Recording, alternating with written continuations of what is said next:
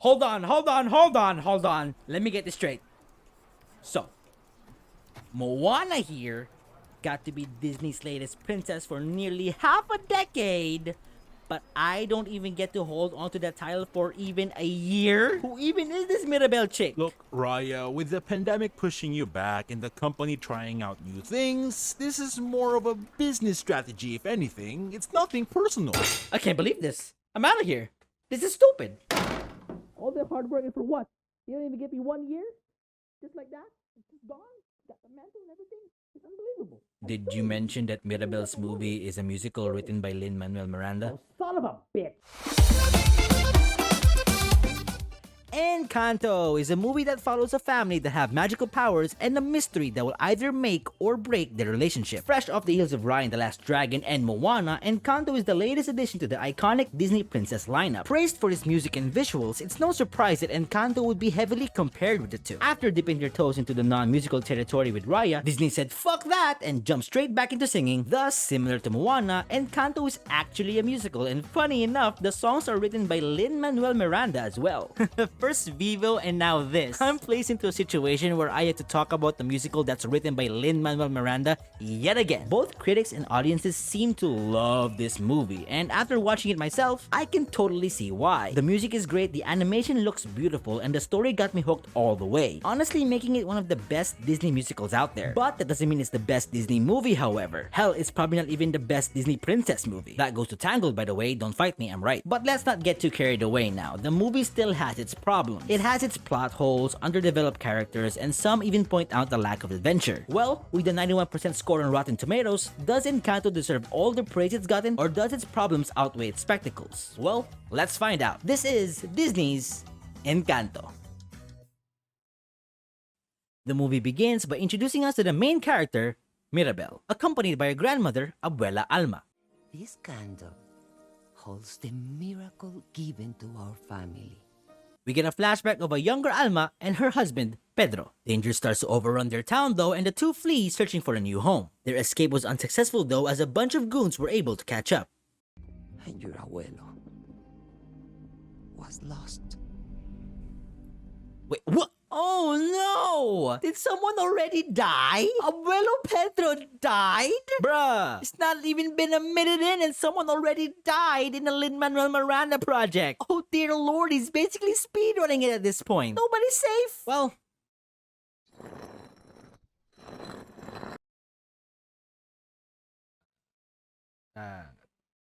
here, I guess. Rest in peace, abuelo. But because of his sacrifice, however, a magical force starts to embody the candle and enchanted the whole area, resulting into the town known as Encanto. We're then told that the candle also brought forth the ability to give magical powers known as gifts. Cut to present time and we see an older Mirabel. And here we get our opening song.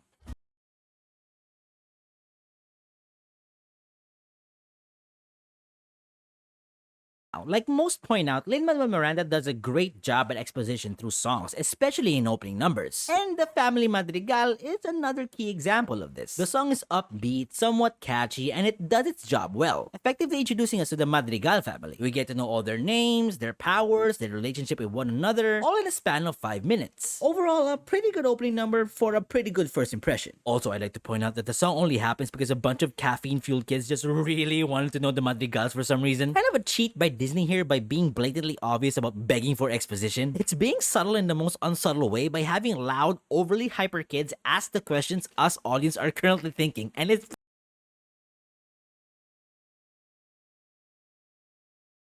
touche. Oh, I almost forgot. We're also introduced to the second main character, Mirabel's skirt. Oh my god, look at that. It looks so good. Disney really stepped up their animation game, didn't they? You've come a long way there, Disney. Jesus, and you can totally see how proud they are with what they've done too. Just look at her wave around that skirt in the first opening minutes. And can we talk about that for a sec? Yeah, one thing you'll immediately notice in this movie is just how beautiful the animation is. It's actually insane how great it looks, especially on the big screen. Everything's so hyper detailed, super vibrant, and they all move so smooth, it's crazy. Even down to the camera work. It's just delicioso. That was so dumb. Why did I do that? That's the meme. Oh, delicioso. Anyways, as I said, during the song, we're introduced to the Madrigal family. We're first technically introduced to Casita, the magical house they live in, also known as the friendlier cousin of the monster house back in 2006.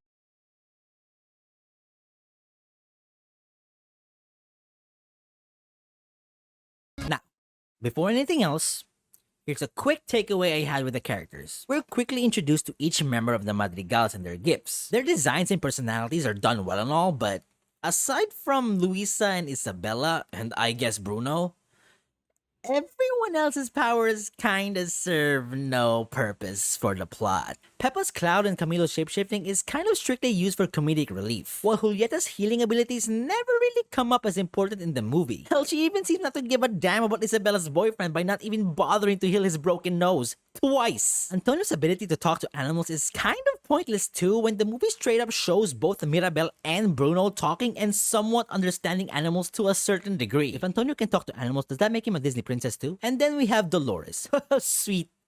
Sweet Dolores. Her gift is that she has enhanced hearing and she can hear anyone and anything no matter how far or how faint. Yeah, kind of a harsh gift to be given to a child, but hey, that's not that bad because it's pretty inconsistent. Dolores is such a walking plot hole because of this. Stuff happens within the house that's a major plot element, but she totally doesn't pick up in any of it. True, her overhearing Agustin and Mirabel later in the movie moves the story along, but come on man, you didn't need to write superpowers to overhear a conversation. Lesser movies have done that cliche countless of times. She was about to tell us about her super awesome gift! Oh, Mirabel didn't get one. You didn't get a gift? Well, hi there, Anna from Frozen. That's kind of a you problem now, isn't it? You're clearly 5 to 6 years old, so the fact that no one in town educated any of you that one of the Madrigals didn't get powers on a night like this is kind of a concern for the parents, if we're being honest. Speaking of parents, girl, Bruno has some bad news for you. Yeah, apparently Mirabel during her ceremony didn't get a gift, and because of this, everyone in the family are super anxious because they don't want the same thing to happen to Antonio. Delivery! I gave you the special since you're the only Madrigal kid with no gift. The not special, since, you have no gift. Oh, and tell Antonio good luck. Last gift ceremony was a bummer. Last one being yours, that did not work. All right, I get it! We cut to the family getting ready for the ceremony. Mirabel is seen trying to help, but is immediately cut off. The whole town relies on our family, on our gifts. So the best way for some of us to help is to step aside. Let the rest of the family do what they do best. All I did was place candle holders next to your doors. I wasn't even getting in the way of anyone. If anything, you're in my way. The hell have you been doing then? If the gift ceremony doesn't go well this time, tonight will be hard for us all. You know, guys, I don't have to be Dolores to know you're talking about me. I can literally hear you clear as day. There's literally only been one failed ceremony. I'm pretty sure you can't be vague about this. Also, you think after a shocking incident like Mirabel's, we'd go ahead and think about changing some few rules in terms of gift ceremonies so that, you know, we won't end up dealing with a similar concern if ever it were to happen again? Like, did no one factor in that maybe getting powers is more of a genetics thing? Well, anyways, here we finally get to meet Antonio, Mirabel's cousin and roommate. Damn, she had to share a room with a toddler? Obviously nervous for his big night, Mirabel reassures him that there's nothing to worry about and hands him a good luck present. I know you're an animal guy, and I made this, so when you move into your cool new room, you always have something to snuggle with. I actually really like this scene. No, scratch that. I like the two in general. Mirabel and Antonio's closeness gets established pretty early on and is done quite well in a short amount of time. Right from this scene and to when Antonio asks Mirabel to walk him to his door, you can see just how much these two trust and care for each other. Mirabel seeing Antonio as not only as a younger brother but also as a younger her is a great idea, while Antonio looks up to Mirabel and sees her for what she is and not for what she isn't, making an honestly great dynamic for the story. The sheer potential for emotional scenes is endless. Well, fuck you then, because that's the last time we'll ever get to see Antonio. Great job there, Disney. Well, not really. He comes back later on in the movie to let us use his room near the end, but other than that, he's pretty much written off the story. Yep, Disney kinda just pushes Antonio aside once he gets his powers, which is a shame. I get that the movie needs to develop its characters, especially with a roster this big, but damn, did you really have to build their relationship that well only to put it on the shelf for the rest of the movie? Couldn't he just tag along even just for a little bit? Well, anyways, we're shown a much more detailed look into the time when Mirabel didn't get her gift.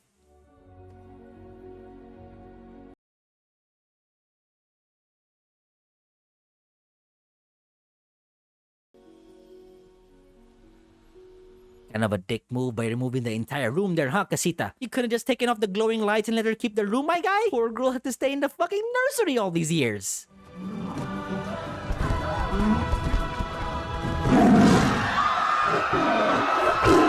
Okay, fine, that's not what happened, but don't act like you didn't think of the same thing. So Antonio gets his powers and the whole town celebrates, which leads to the Madrigals taking a family photo, unknowingly leaving out Mirabel.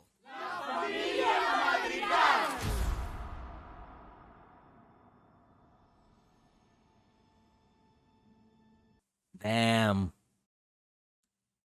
You guys suck. I mean, it's one thing to hide Mirabel during the ceremony, but actually leaving her out on the family photo just because she has no gifts when there's 3 people in that group who also have no gifts? What the hell, Mom? Did you not even try to do a roll call? This ends up with Mirabel leaving the party feeling bad for herself. This also happens to be a musical number 2, by the way, actually being the pivotal I Want Disney Princess song, but it's really not as good as the rest of the songs though, both in Disney standards and in the movie in general. It's passable, but not as memorable as other Disney princess solos. Sorry, Mirabel. Maybe next time. During her dismay, however, the house begins to crack and break apart, leading straight to the candle.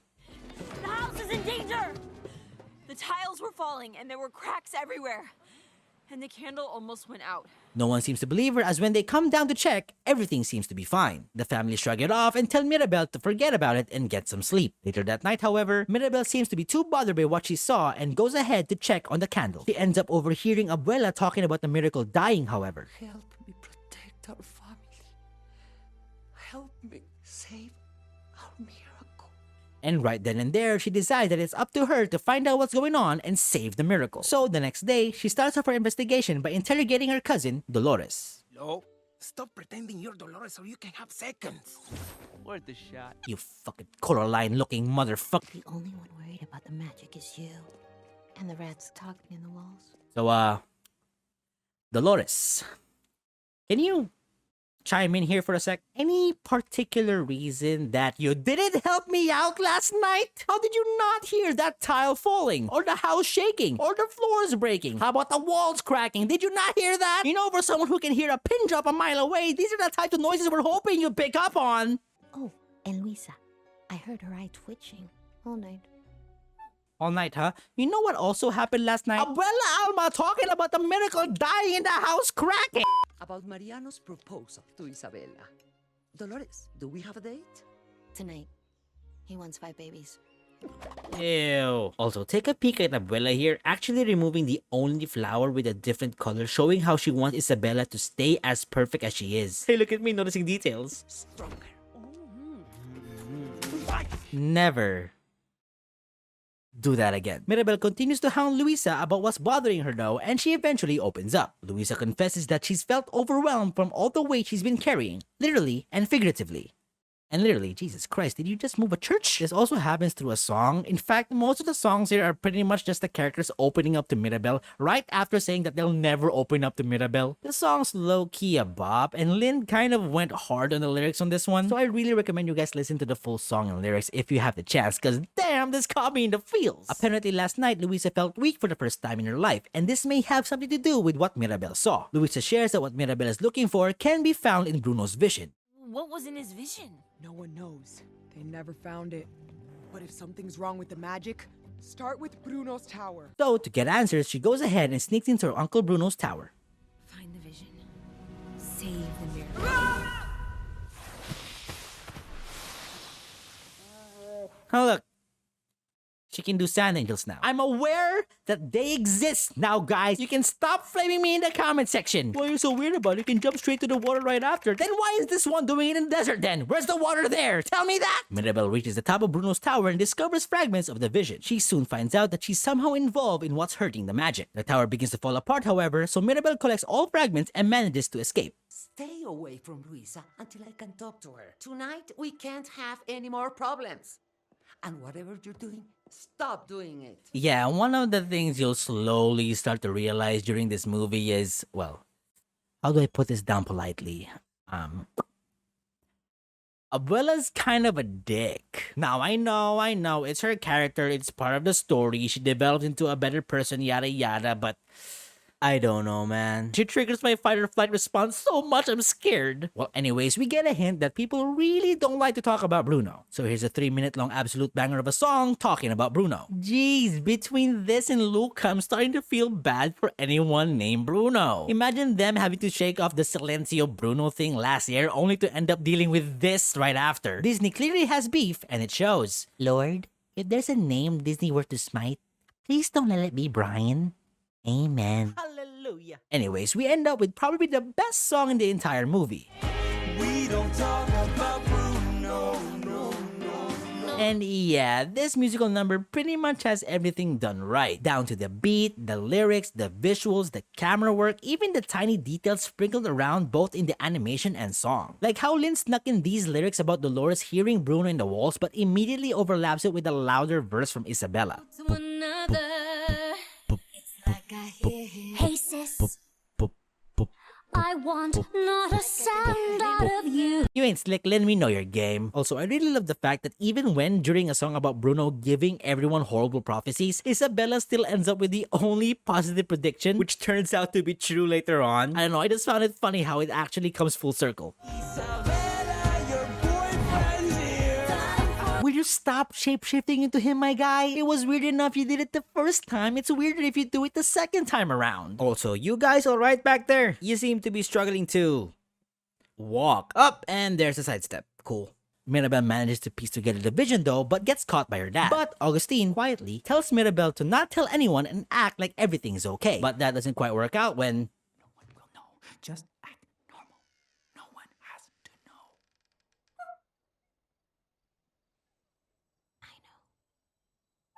Oh, now you can hear from afar? Time to eat.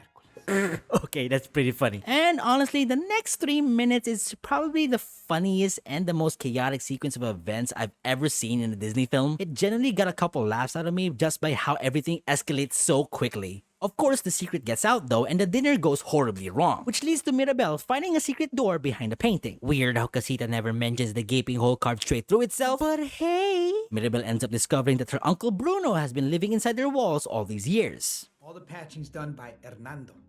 Who is Hernando? I'm Hernando and I'm scared of nothing. I'm Jorge. I made the spackle. He's crazy.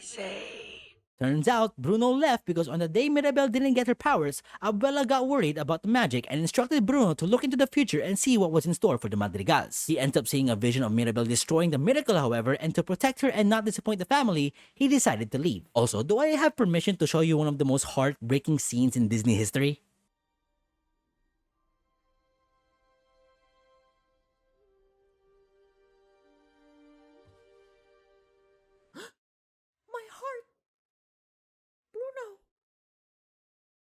We will protect you.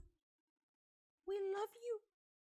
Remember that. The two decide to see further into the vision though, and with the help from Antonio, they proceed with their plan. Oh, hi there, Antonio. Totally forgot you were in the movie, but nice to see you back and ready for... And he's gone. Well then, I guess I'll see you in the sequel. They find out that in order to save the magic and make the candle brighter, Mirabel has to hug Isabella. Later on though, Mirabel actually gets Isabella to open up and they eventually end up hugging it out. And similar to Luisa's confession, this all happens during a song. The plan seems to work as the cracks start to disappear and the candle starts to burn brighter. But this all comes to a stop, however, when Abuela interferes. And oh boy, buckle up folks, cause this scene is rough. Cause, get this, Abuela disapproves whatever Mirabel has been doing and actually begins to blame her for everything bad that's been happening. I'm saving the miracle. You have to stop, Mirabel. The crack started with you. Bruno left because of you. Luisa's losing her powers. Isabella's out of control because of you. I don't know why you weren't given a gift, but it is not an excuse for you to hurt this family. Is it over? Is it safe to come out now? Hello? Hold me, I'm scared. Don't worry though, Mirabel does the unthinkable in the Latin community and actually starts to retaliate and answer back to Abuela. And honestly, it's pretty satisfying. You're the one breaking our home. Don't you The ever... miracle is dying because of you.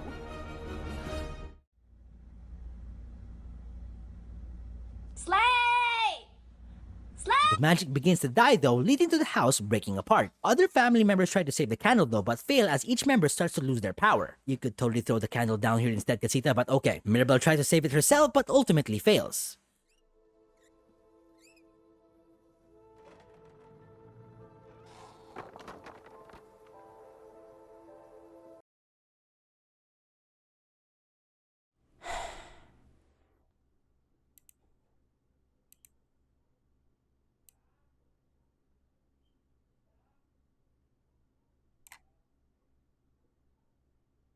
Yep, unfortunately, Mirabel fails to save the miracle and the magic dies, which leads to the house getting destroyed and leaving all Madrigals powerless. Now, at this point in the movie, the moment the house collapses, they kinda slowly wrap it up already. Mirabel runs away feeling guilty that she's the cause for everything, but that conflict kinda gets immediately resolved though, as Abuela somehow makes a complete 180 turn, actually apologizing and admitting that everything was her fault instead. And I was so afraid to lose it that I lost sight of who our miracle was for.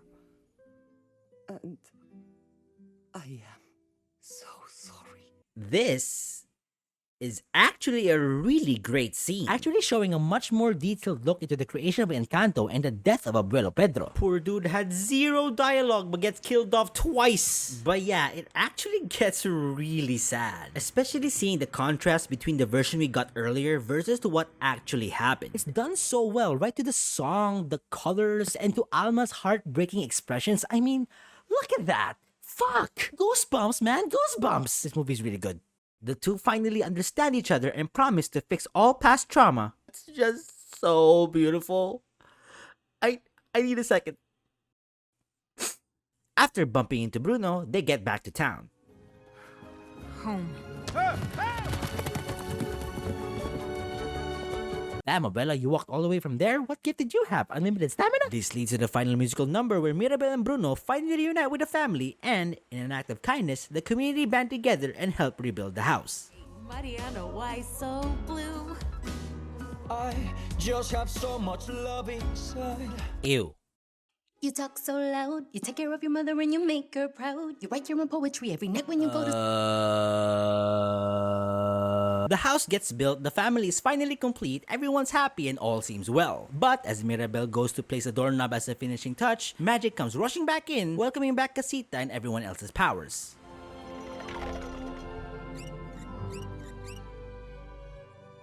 Hola, Casita. Kinda preferred if the ending was that they no longer needed the magic because they now have the power of family, but hey, this works too, I guess. And that was Encanto. Yeah, it's still pretty good. The music is great, the animation is phenomenal, and the jokes are spot on. Though the story may not be for everyone, to those who feel like it hit home, hits home. True, some characters should have been fleshed out more, but I'm still happy in what we got out of them. Mirabel not getting a gift in the end was a great decision, and having the story technically take place in one location was a nice change, especially since the movie didn't have a big bad villain to defeat, which makes it even more impressive. Overall, Encanto has likable characters, catchy music, and a heartwarming story. If you haven't seen it yet, I recommend you go ahead and check it out yourselves. I loved every second of this movie, and that's why I'm giving Encanto a 9 out of 10. That's the video. Thanks for watching. I'll be seeing you all next time. Bye!